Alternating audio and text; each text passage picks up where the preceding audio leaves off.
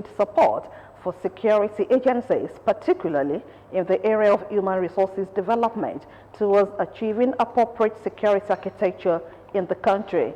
Governor Abeokuta made this known in Abeokuta while receiving the ministerial committee from the Federal Ministry of Interior on curriculum development in defense colleges and other related schools, led by retired Brigadier General Williams Obene, represented by his deputy, Engineer Naimotsalako Ojedele. Governor Abeokuta noted that the efforts of the committee in ensuring all-round development of the national security and civil defense corps, academy, staff colleges, and schools towards improving the performances of its men were in line with his vision in the state. I have a very good relationship with them. I really do appreciate the role that they play in our security architecture here in the state. Their cooperation has been invaluable. We therefore know that in any way that we can support the development of the men and the officers, we have to do our best to help improve the professionalism of the staff, to make sure that we are able to carry out all their activities in whichever way that is required of them. Earlier in his remarks, retired Brigadier General Williams Obene said the essence of the visit to the state was to inspect the existing academy where cadet officers are trained and introduce command staff college studies, basically for intermediate officers from the rank of captain and major. Obene appreciated the state government for its giant strides on security service delivery, advising the government to increase its budget for security agencies in the state to enable them to perform optimally. Meanwhile, the Deputy Governor, Engineer Naimotsalako Ojedele, has described members of the Freelance Independent Broadcasters Association of Nigeria, FIBAN, as an integral part of the success of any government, saying it played a vital role in the sensitization of the people. The Deputy Governor, who stated this while playing oath to the executive members of the association, acknowledged FIBAN as an organization of people with integrity, considering the fact that many people relied on their opinions and views on issues bordering on human existence. In his contributions, the Commissioner for Information and Strategy, Alhaji Waheed Odushile, urged the association to sustain its collaboration with the state government, noting that the development of Ogun State is a collective responsibility of everyone. Speaking earlier, the chairman, FIBAN, Comrade Olufemi Umilani, commended the Deputy Governor for a supportive role to the governor towards building the future of the state while declaring FIBAN's cooperation with the present administration. And still coming from Ogun State government will continue to ensure peace and security enjoyed in the state is not altered. This was submitted by the chairman, Peacekeeping Committee, Honorable Kayode Oladele, during a working visit of the committee to security agencies in Ogun State. Ayodeji Olumi completes the report. Ogun State Peacekeeping Committee, an initiative of Prince Dapo Abiodun, was inaugurated to engage relevant stakeholders and citizens in participatory security. Committee Chairman, Honorable Kayode Oladele, during the visits to the 35 Artillery Brigade and the Police Headquarters, Ogun State Command, stated the Ogun State Governor is committed to ensuring safety in the state. What we have just done is part of our mandate, continuity to ensure that from time to time we engage the stakeholders, we talk to the people concerned. We don't have to wait until an event or an incident happens before we begin to run around. We have to ensure that we continuously and continually engage the stakeholders, tell them what they are supposed to do, and also meet with them, engage them to know what their problems are, and also seek cooperation and synergy between the stakeholders and the government. Responding, the Commissioner of Police, Ogun State, CP Lanre Bankole, reinstated support in ensuring that peace and order is upheld in the state. We are now in a better position to do more rapid deployments, and with assistance and synergy that we enjoy from other security services, I believe we are in a better position now to deal with situations faster and more effectively than what we were able to do in the past.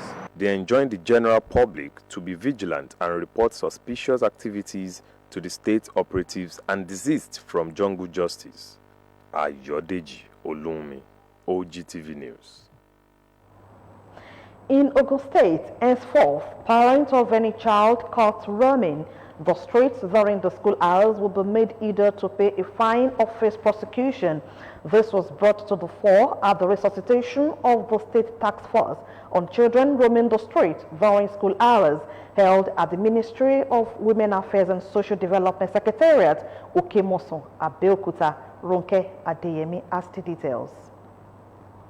Following several steps by the Ogun State government to curb the menace of unruly behaviors in schools, the State Ministry of Women Affairs and Social Development has inaugurated the State Task Force on Children Roaming the Streets during school hours.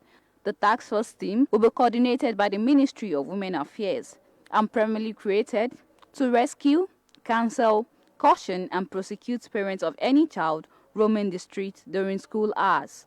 Representing the Commissioner for Women Affairs and Social Development, the Director, Rehabilitation Services, Mr. Kehinde Egbeolowo, explained that the state is firm in its stance to stop all antisocial behaviors as the consequences may be unbearable if left unchecked. Important to rescue these children from the streets and nip this social menace in the bud before it takes a dangerous dimension.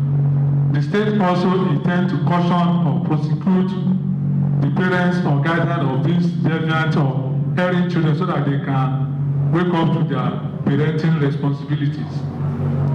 It is in the light of the above that we are inaugurating the State Task Force on Children Roaming the Streets during the school hours. In their goodwill messages, stakeholders at the event described the resuscitation of the task force timely and promised to work together to decrease school-age children roaming the street. So there was nothing or little we could do, unless of course they call on us that we should call. But I want to sincerely appreciate this step. I know that children are the future leaders of any nation, and I want to employ us to make nurturing them a priority so that we will have a peaceful and great nation. Members of the task force were thereafter officially inaugurated. February 2022, inaugurate the State Task Force on Children during the school hours in service to mankind and for the proper development of our children. God bless the good children of Ogun State and God bless Nigeria. It was again re-echoed that children are future leaders and no effort is too much to ensure their well-being, social sanity and overall development. Hence, the need to totally eradicate the number of children roaming the streets. Ronke Adeyemi, Ogtv News.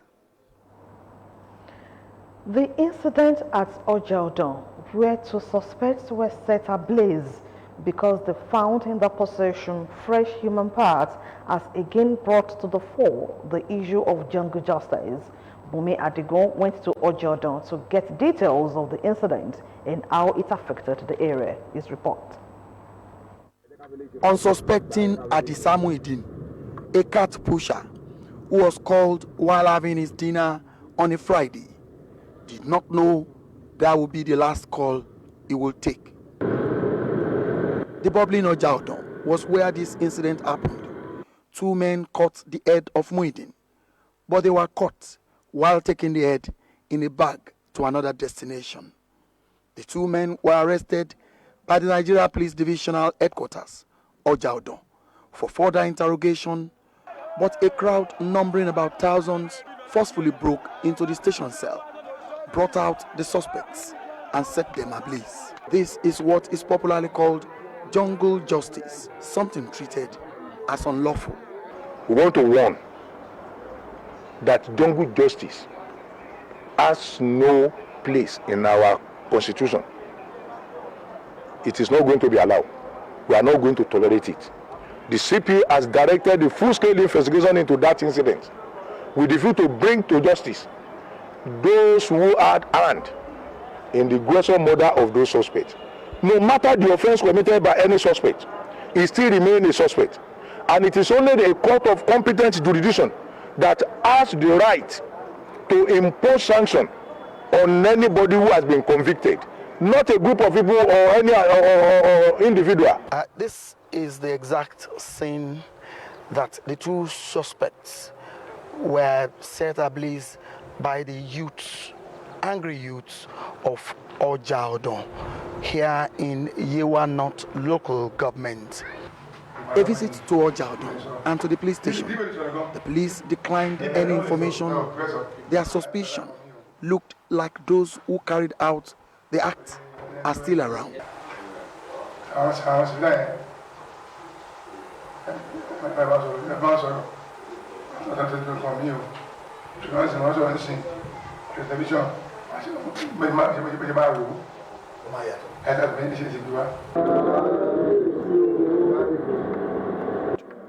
This crew was also at the palace of Oloja of Ojaodon.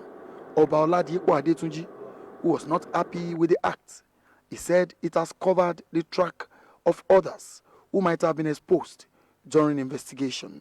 I would have loved the situation to be calmed and police should be given the chance to do their work so that all these things will be revealed. For instance now, the remains of this guy, the guy that they beheaded, is yet to be found. I didn't mean these two guys are still alive now. They will have told us this is where they dropped the body. This is the people that send them. We've been doing it so years or so days or months or so. They will have revealed many secrets. But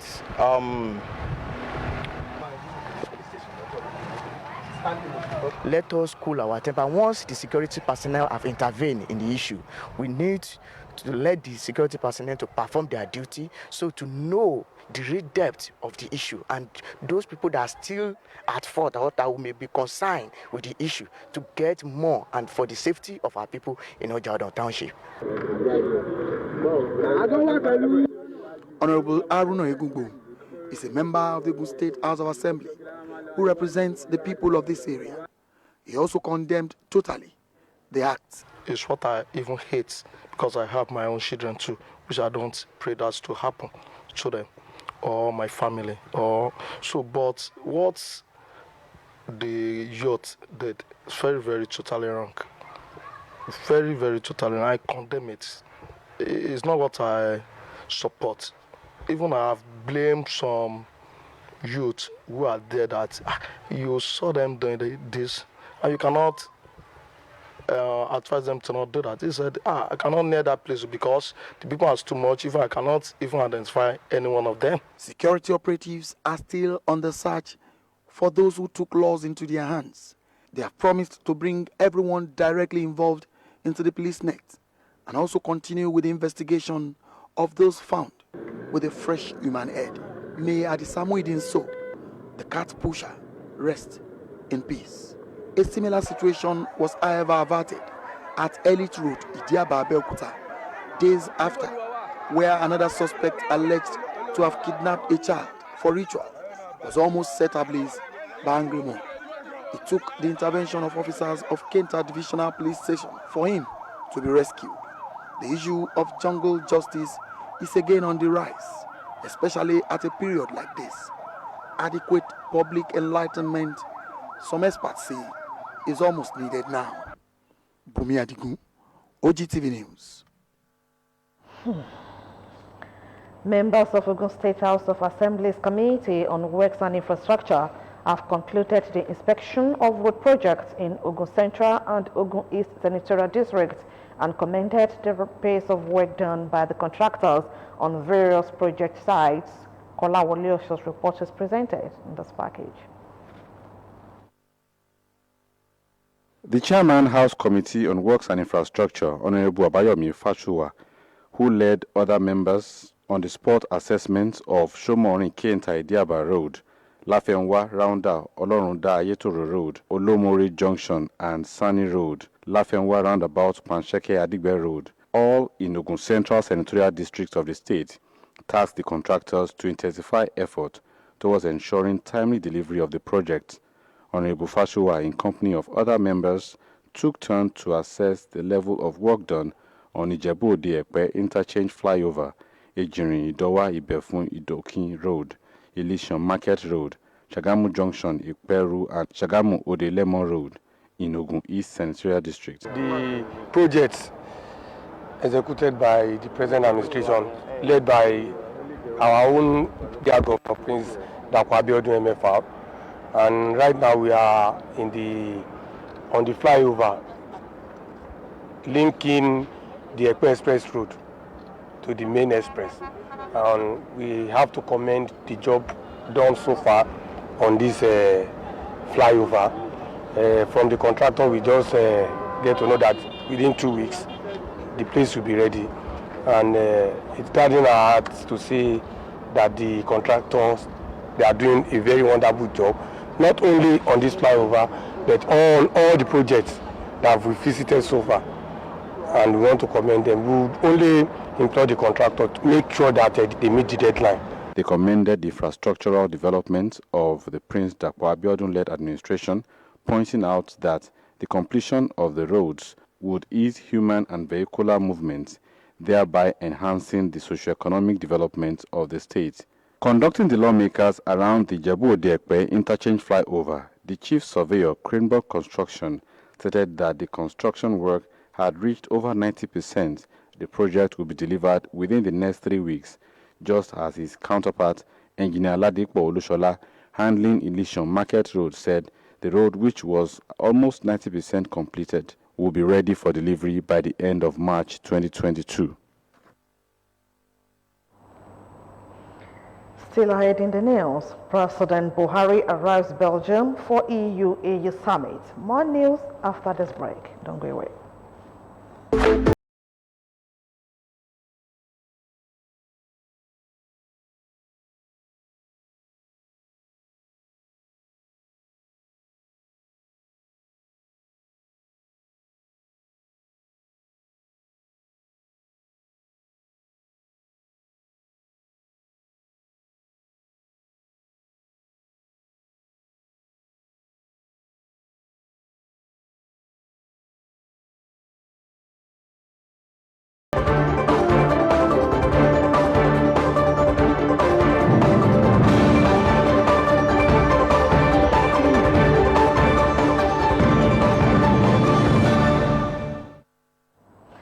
Thanks so much for joining us in part 2 of the news. President Muhammadu Buhari is in Brussels ahead of the 6th EU and African Union Summit beginning on Thursday, February 17.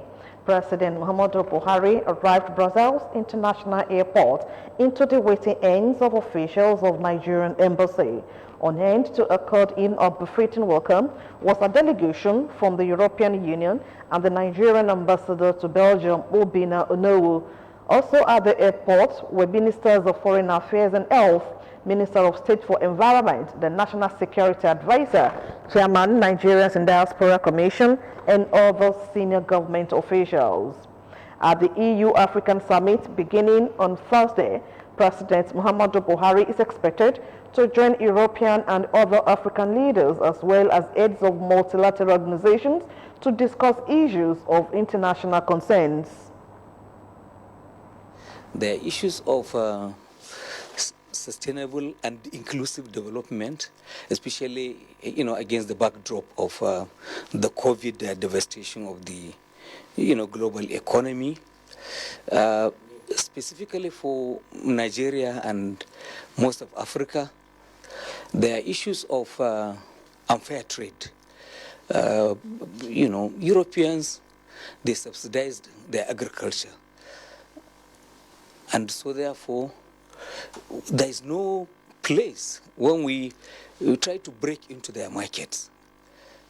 It's always difficult to do because our prices of our own agricultural products are very uncompetitive here because of the huge subsidies, up to 50 billion euros that they give to their own, farmers. There's also the issue of the Economic Partnership Agreement, EPA, between Europe and African countries. All of the countries in West Africa have signed. Nigeria has refused to sign. Maybe because we're a big economy, we're strong, we are the largest economy on the continent. It simply says it is unfair. And we are seeking that, look, let them put money and set up industries that will employ our people so that that desperation, to cross the dangerous waters and the deserts to come to Europe for better life can be ameliorated. At the margins of the summit, the Nigerian leader will hold bilateral engagements with other world leaders on areas of common interest. 8 foreign heads of state who have indicated their wish to meet President Muhammadu Buhari. Huge interest in our own country. And it is, of course, to discuss matters of development for us, investments, weapons purchases, and all of that. So we are hoping that there will be so much that we'll take from here. And the presence of our leader, President Muhammadu Buhari, is of greater significance, and it will help in a big way to push the national agenda of Nigeria at this meeting. President Buhari is expected back in Nigeria on Saturday, February 19. Ogun State Governor Prince Abeokuta has saluted the nation's First Lady, Aisha Buhari, as she clocks 51 years. Governor Abeokuta expressed delight that Aisha Buhari attains the new age in health and vigor, said she has been a pillar of support to President Muhammadu Buhari.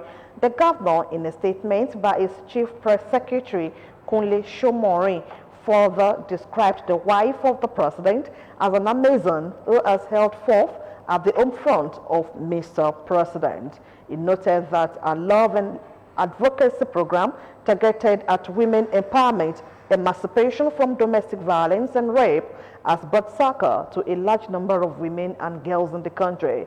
The governor further eulogized her for championing women participation in politics and their inclusion in government. The statement asked that as amiable and indefatigable First Lady, Aisha Buhari has added another year, and the governor joined millions of people to wish her a happy birthday. As mother of the nation, Governor Abeokuta prayed that God in his infinite mercy will continue to preserve and grant her strength, vim, and wisdom to carry out her duties and responsibilities. The Senate has advised the Presidential Steering Committee on COVID-19 to deploy technology in detecting fake test results before foreign trips. This hearing is sequel to the adoption of a motion at Senate plenary over an allegation that Ghanaian authorities have tested Nigerians who travel to the country positive for COVID-19 even after testing negative in Nigeria. The stakeholders took turns to intimate the committee on the journey so far on COVID-19 test measures in the country. There are people who leave Nigeria who are determined and hell-bent on not following the protocol. They obtain fake results here, and therefore, when they arrive in other countries and they are tested, they can be positive. The PSC in the last few months confiscated quite a number of international passports of some of the people that are found to have either violated some of these protocols, PSC, NCDC. And of course, they will go and work out a system that will leverage on technology that will eliminate the human error or what we are seeing in the system now. Meanwhile, the committee also received submissions from health-related bodies aimed at improving the sector. Or private shall receive for treatment with or without police clearance. Give the eye hospital additional infrastructure and equipment so that they can increase the number of people that is served within that community and the virus. This project will be one of your successful stories if established. Much as these bills are desirable, we need to count the cost. Both chambers of the National Assembly need to agree for the bill to be passed.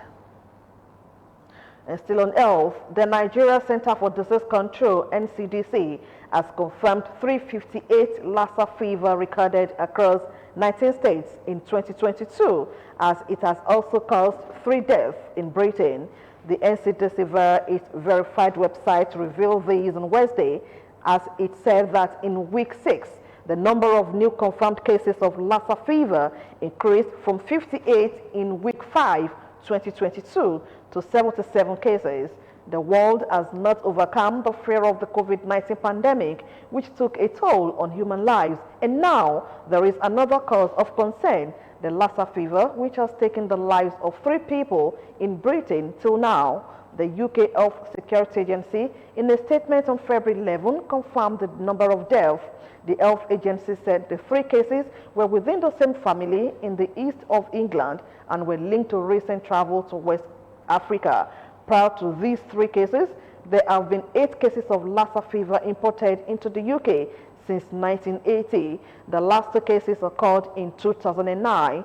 There was no evidence of onward transmission from any of these cases. As Nigeria continues to see recent outbreaks of Lassa fever and some parts of Africa, making a pandemic-weary world even more jittery, as there is currently no vaccine that protects against Lassa fever. On education, the Ogun State Ministry of Education, Science and Technology has directed all public and private primary, secondary schools, as well as government science and technical colleges in the state to proceed on second-term mid-term holiday for the 2021-2022 academic session between Thursday 17th and Friday 18th February 2022. A statement signed by the Commissioner for Education, Science and Technology, Professor Abayomi Arigbabo, stated that schools are to resume academic activities on Monday, February 21, 2022, enjoining parents and guardians to take proper care of the wards during the holiday. Academic activities have been grounded in the nation's public universities as the Academic Staff Union of Universities continues with its industrial action. A visit to the Federal University of Agriculture, Abeokuta, reveals that the impact of the strike action is already being felt in the university community. Matthew Shoumi completes the report. Forced to vacate the campus again, students in nation's public universities are heading home, not because it is the end of the semester, but for another industrial action by the Academic Staff Union of Universities.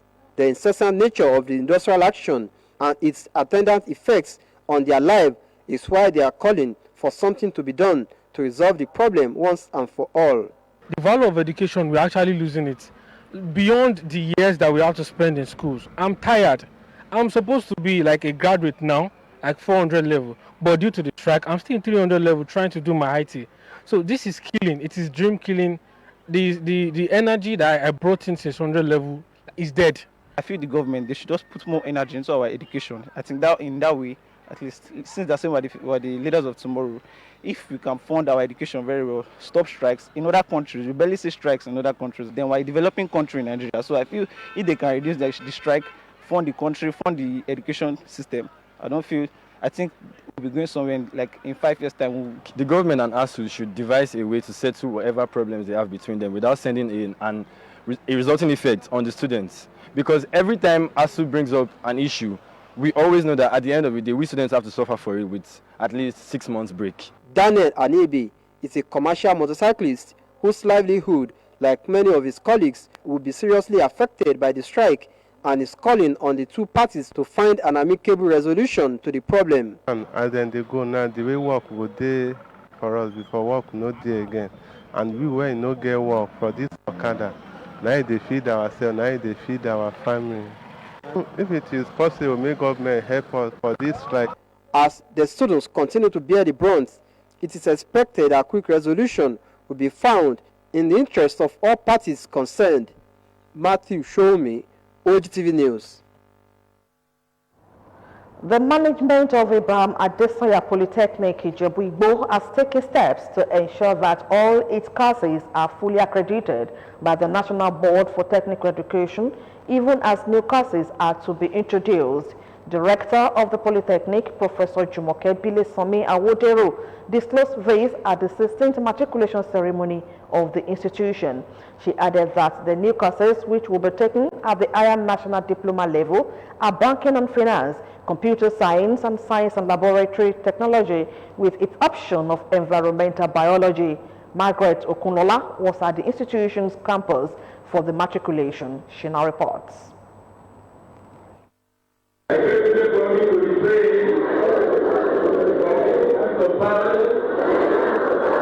These are newly admitted students of the Abraham Adesonya Polytechnic, Ijebu-Igbo, for the 2021-2022 academic year, as a total of 2,415 were officially absorbed into various departments in the school.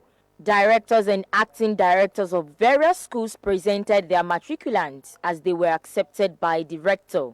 The rector of the Polytechnic, Professor Jumoke Bilesomi Awoderu, thanked the governor of the state, Prince Dapo Abiodun, for supporting the institution in achieving excellence. Professor Bilesomi Awoderu admonished the newly admitted students to desist from all forms of antisocial behavior capable of disrupting the smooth running of the Polytechnic. We had also proposed 3 additional new courses to the National Board for Technical Education at the higher national diploma level in banking and finance, computer science, and science laboratory technology, with option in environmental biology. The rector also warned that the Polytechnic has zero tolerance for cultism, examination malpractices, and sexual harassment. In attendance were directors of various schools in the Polytechnic, coordinators of departments, school officers, and principal officers. The disposition and expression of the matriculants, parents, and guardians present cannot be mistaken, as joy was evident with determined faces, hopeful of a bright future ahead. Margaret Okunlola, Ogtv News. Worried by reports of incessant leakages of examination papers and outright cancellation, House of Representatives Wednesday resolved to investigate the West African Examinations Council (WAEC) to avoid financial wastages. By way of preferring solution to the leakages, the House also urged the Council to establish more rigorous standards for the administration, monitoring, supervision, and evaluation of O-level examinations in Nigeria. It therefore mandated its Committee on Basic Education and Services to carry out the assignment. The resolutions followed the consideration of a motion moved at plenary by Honorable Benjamin Okeze Kalu, APC Abia. Presenting the motion, Kalu noted that WAEC was the body responsible for the administration, monitoring, supervision, and evaluation of the West African Senior School Certificate examinations, noting that WAEC was the foremost O-level examination in Nigeria, which is usually taken by over 1.5 million candidates every year. The lawmaker recalled that a series of cancellations had been done by the examination body recently, which he said would amount to financial wastages. Physics 2 and 1 and Business Management 2 and 1 examinations, which were originally scheduled for Wednesday, September 15, 2021, citing leakage of some examination papers on social media as a reason for the cancellation. The Senate has confirmed the nomination of Mrs. Emily Chidema Osoji as Executive Director of the Nigerian Deposit Insurance Corporation, NDIC. The confirmation followed the consideration of the report of the Committee on Banking, Insurance, and Other Financial Institutions. Chairman of the committee, Senator Ubasani, in his presentation said the office of the Executive Director, Corporate Services of the corporation remains vacant following the end of the tenure of the previous occupant. He disclosed that the committee did not receive any petition against a nomination, adding that Osuji was cleared by the Nigerian Police, Department of State Services, DSS, and possesses the Code of Conduct acknowledgement slip. The nominee was thereafter confirmed by the Senate. The House of Representatives is making arrangements to ensure that voting by lawmakers on the bill seeking amendment to some sections of the 1999 Constitution is credible and transparent. A test run was conducted during plenary with a computer installed for the purpose of electronic voting, which had been adopted for the exercise coming up in 2 weeks. The current Constitution review is the 5th conducted by the National Assembly. Key thematic areas of the exercise by the 9th National Assembly include local government autonomy, judicial reforms, national security, and electoral matters. House Speaker Femi Gbajabiamila says adoption of electronic voting is of essence.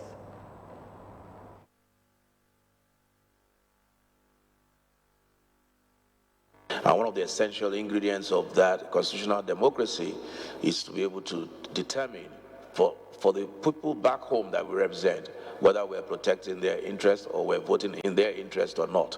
So the voting, electronic voting, is not just about the numbers, it's about the record and the pattern of voting. That of House of Representatives Speaker Femi Gbajabiamila speaking on review of the Constitution. Former President Olusegun Obasanjo and the convener, Northern Elders Forum, Professor Angu Abdullahi, have met to deliberate on issues bordering on Nigeria's well-being and also strategize on the success and possible outcome of 2023 general elections. This was contained in a statement by Obasanjo's Special Assistant on Media, Kehinde Akinyemi, titled 2023 Angu Abdullahi meets Obasanjo, says we must strategize for the good of Nigeria on Wednesday.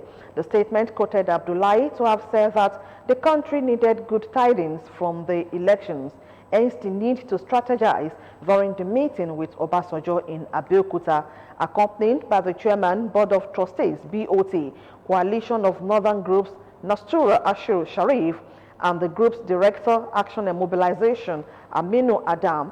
Abdullahi said they were on the same page with the former president on issues discussed during the meeting that lasted 2 hours.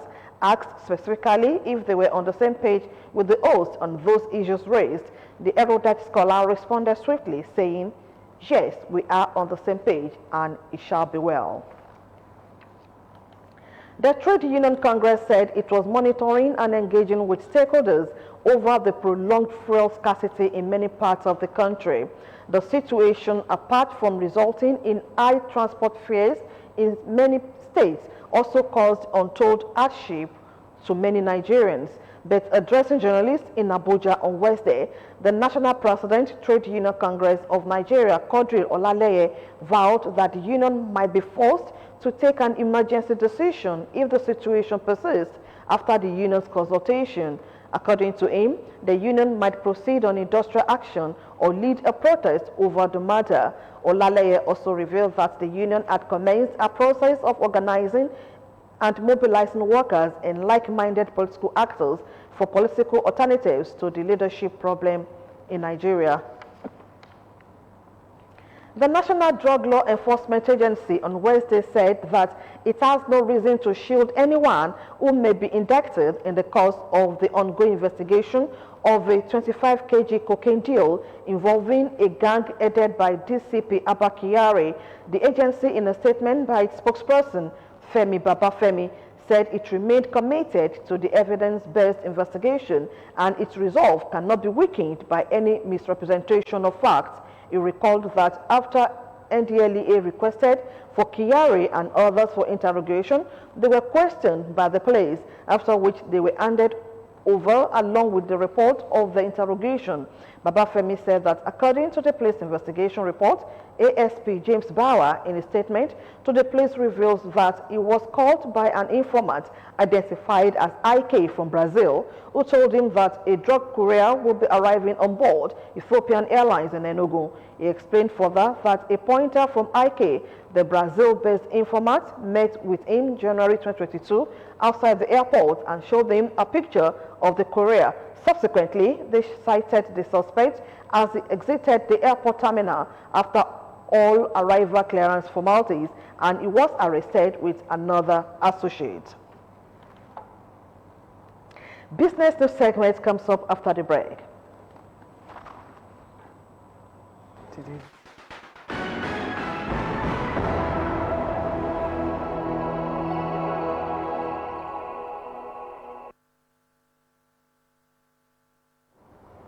You're welcome to the business news. The federal government's gross debt interest payment is projected to grow by 92% in 2022 from 85.5% in 2021. This is according to a report titled Nigeria's Staff Report for the 2021 Article 4 consultation published by the International Monetary Fund.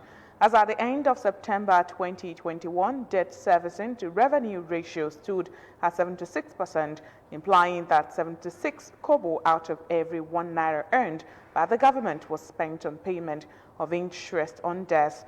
IMF's latest statement estimates the debt servicing to consolidated revenue, total revenues of the government and its agencies for 2021 and 2022 at 29% and 32.8% respectively. As fuel scarcity bites harder with long queues seen at every station that have the product, black market fuel sellers in Abuja are cashing out at the opportunity of the brisk business. Cited at close proximity to various filling stations, the black marketers are selling a litre of fuel which sold for 162 naira per litre only a few weeks ago at petrol stations between 300 naira to 500 naira per litre. Some fuel stations in Abuja resorted to selling 5,000 naira worth of fuel per vehicle to enable it to go round. The group managing director of the NNPC Limited, Melekiari, has apologized to Nigerians over the importation of toxic fuel, which caused the current scarcity of premium motor spirit, PMS, across major cities in the country. Kiari, who appeared before the House of Representatives Committee on Petroleum Resources downstream investigating the importation of adulterated fuel, said NNPC was not aware of the presence of methanol in the fuel imported. He said the loading terminal where the fuel was brought into the country has been supplying gasoline for a very long time, pointing out that they have been a major terminal supplying fuel to not only West Africa but to many countries in Europe. He assured the NNPC Limited was doing everything possible to ensure that fuel supply across the country is normalized, asking Nigerians to avoid panic buying of fuel. Meanwhile, the Nigerian National Petroleum Corporation, NNPC, has assured that the organization has enough petrol to address the supply gap in the country, saying there are 1 billion liters of the product in stock. NNPC Group Executive Director, Downstream, Mr. Adetunji Adeyemi, gave the assurance during a press conference in Abuja. According to him, the NNPC is also expecting about 2.3 billion liters of petrol in the country by month end. To ensure seamless access to petrol, the NNPC also directed its depots and outlets to begin 24 hours operations. He also noted that the NNPC has constituted a monitoring team with the support of the authority and other security agencies to ensure smooth distribution of petrol nationwide. And that's the end of Business News tonight. Many thanks for watching. Back to Bukola for the segment of the news.